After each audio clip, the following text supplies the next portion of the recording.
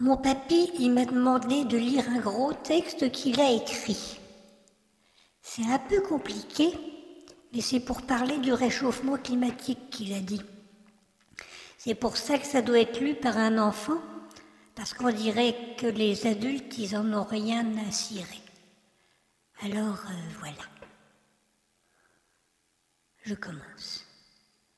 Dans le contexte de réchauffement climatique, les soupçons se portent sur notre addiction à la consommation de combustibles fossiles, génératrice d'un effet de serre dévastateur. Mais n'exagère-t-on pas les chiffres ? Il serait intéressant de nous faire une idée de ce que représente le principal accusé, la consommation quotidienne de pétrole sur Terre et sa contribution à la production de CO2. Il cause bien, papy. Chiffre officiel de cette consommation. 15 486 600 mètres cubes par jour. Oh, ben dis donc. 15 millions et quelques. Et encore, ce ne sont pas les derniers chiffres. Ce n'est pas parlant des chiffres pareils. En ce cas, illustrons l'ordre de grandeur du phénomène. Si on mettait tout ça dans un bidon géant qui a la même taille de base que la tour Eiffel, 125 mètres de côté, il faudrait un bidon de 991 mètres de haut pour contenir le tout. On le verrait de loin avec une super tour, toute noire, toute moche. À l'échelle, ça fait ça à côté de la tour Eiffel ridicule avec ses petits 324 mètres. Très haut, très impressionnant. Même si mon dessin est moche, je répète, c'est ce qu'on consomme tous les jours sur Terre. Ouah, le bidon, c'est trop! Et alors, c'est quoi le problème, me direz-vous? C'est du pétrole. Ça finira brûlé, soit directement, soit plus tard en tant que déchet. Pour le brûler ou le dégrader, ce gros bidon quotidien, on utilise 200 millions de tonnes d'air par jour.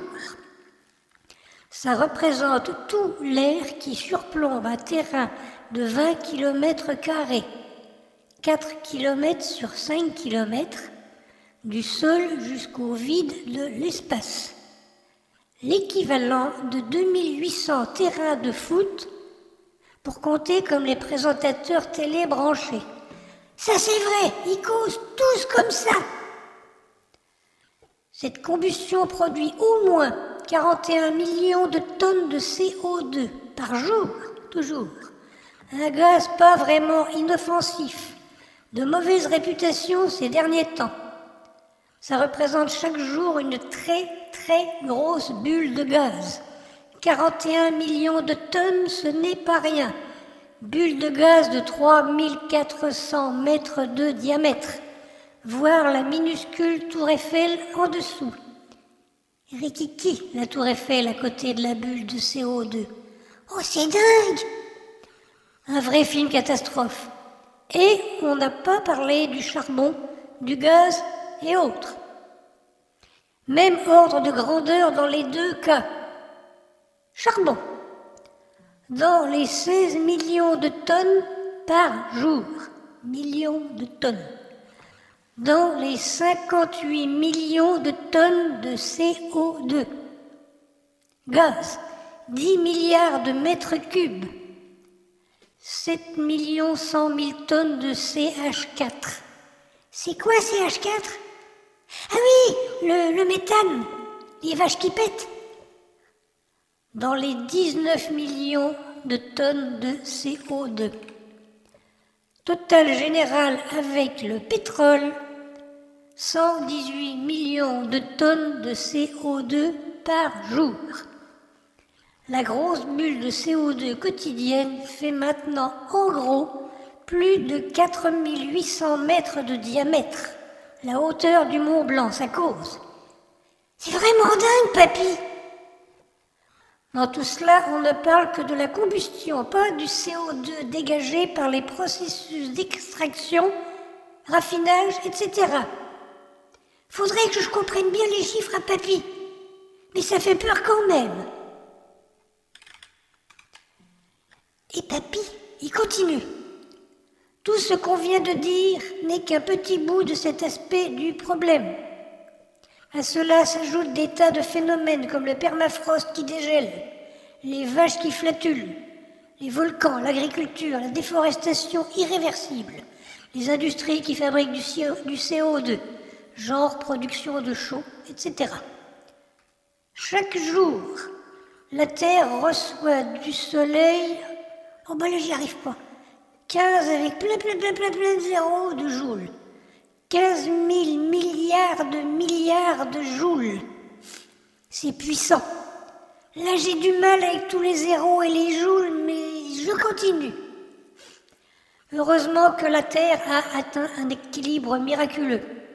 Elle renvoie exactement dans l'espace la même quantité de chaleur grâce à un effet de serre, toujours lui, qui a fini par bien s'équilibrer. Un gros coup de bol, si je comprends bien? Oui. À quoi sert cette bonne chaleur pour l'atmosphère? À faire pleuvoir? À faire du vent? Des courants océaniques? Etc. Sans l'effet de serre, on aurait un climat polaire, moins 18 degrés en moyenne, invivable. Mais c'est extrêmement sensible. Si cet équilibre est perturbé de quelques pourcents, le bilan est modifié et ça va chauffer, et vite. Il faut être prudent. Notre activité humaine produit de la chaleur, mais c'est nettement moindre que l'énergie reçue du soleil. Tiens, juste pour rire. Heureusement que la nature sait fabriquer de l'oxygène, végétaux, océans. Sinon, on boufferait tout l'oxygène de l'atmosphère en 25 000 ans. Ça va vite. À ce régime-là, avec nos combustibles carbonés. Ce n'est pas si long qu'il y paraît. D'accord, en fait, il reste de l'air. L'atmosphère est gigantesque. La nature absorbe plein de CO2, elle fabrique de l'oxygène, mais pas tout. Jour après jour, le taux de CO2 augmente. La nature ne parvient pas à l'éliminer complètement. La Terre refroidit. Un peu moins vite que le Soleil ne la réchauffe. La chaleur s'accumule inexorablement. L'effet de serre tant apprécié de ceux qui ont une véranda. Et la température monte. Cette chaleur qui ne me remonte plus reste donc en bas, avec un effet étonnant pour un réchauffement global. La stratosphère, moins réchauffée par le bas, se refroidit. Ah ben là je comprends pas tout, mais c'est bizarre, c'est vrai. Les climato-sceptiques approximatifs disent que le réchauffement provient de l'activité solaire. Ceci est une preuve que non. Il faut bien se souvenir que ce n'est pas nous qui réchauffons le plus l'atmosphère avec le dégagement de chaleur de notre activité. Ce n'est pas énorme comparativement à ce que fournit le Soleil lui-même, grâce à l'effet de serre, un effet normal, mais que nous accroissons exagérément avec nos productions de gaz, genre dioxyde de carbone, méthane, etc. Personne n'empêchera le soleil de briller. Pourrons-nous en limiter les nuisances? Bonne question. On table, si on est réaliste, pas très optimiste, sur un réchauffement global allant jusqu'à 3 degrés et même plus. Ce n'est pas énorme, 3 malheureux degrés, juste un peu plus agréable pour les vacances? Non, ça va bouger. L'atmosphère terrestre pèse 5 millions de milliards de tonnes. Colossal. Encore plein de zéros, mais je m'accroche. Si elle se réchauffe de 3 degrés, elle emmagasinera en provenance du Soleil un supplément d'énergie de plein de zéros, 15 000 milliards de joules. 1000 joules par degré et par kilo d'air. Hasard! C'est exactement la quantité d'énergie reçue du Soleil en une malheureuse journée. Ça paraît peu, hein? Oui, mais 15 000 milliards de joules, c'est l'équivalent de 270 millions de fois la bombe d'Hiroshima. Boum. Si on répartit ces 270 millions sur notre bonne vieille Terre, ça fait une bombe d'Hiroshima tous les 2 km² pour 3 petits degrés en plus. D'accord, c'est plus progressif qu'une bombe, mais l'énergie est là. Et une part de cette chaleur se transformera en évaporation d'eau en excès, donc en plus de nuages, en plus de tempêtes, en plus de sécheresse. En fonte de glace également, de quoi faire monter le niveau des mers. L'atmosphère contient normalement environ 13 000 milliards de tonnes d'eau. Pour évaporer cela, il a fallu une énergie de 30 000 milliards de joules. Là, je comprends plus rien. Donc, le supplément d'énergie dû aux 3 petits degrés supplémentaires, 15 000 milliards de joules, représente la moitié de l'existant, pas plus. 50% d'énergie latente en plus dans l'atmosphère, ou 6 000 milliards de tonnes d'eau éventuellement. Bref, ça va pleuvoir, et fort. Tout ça pour dire que c'est vraiment pas beau. Je continue. Voir les derniers cataclysmes pas loin de chez nous. Espagne, Alpes-Maritimes, Allemagne, Mayotte. Ah ça, je me souviens bien, il y en a tout le temps des trucs comme ça. Et qu'à regarder la télé. Papy, pour finir, il a dit « Peut-être que mes chiffres ne sont pas tout à fait exacts.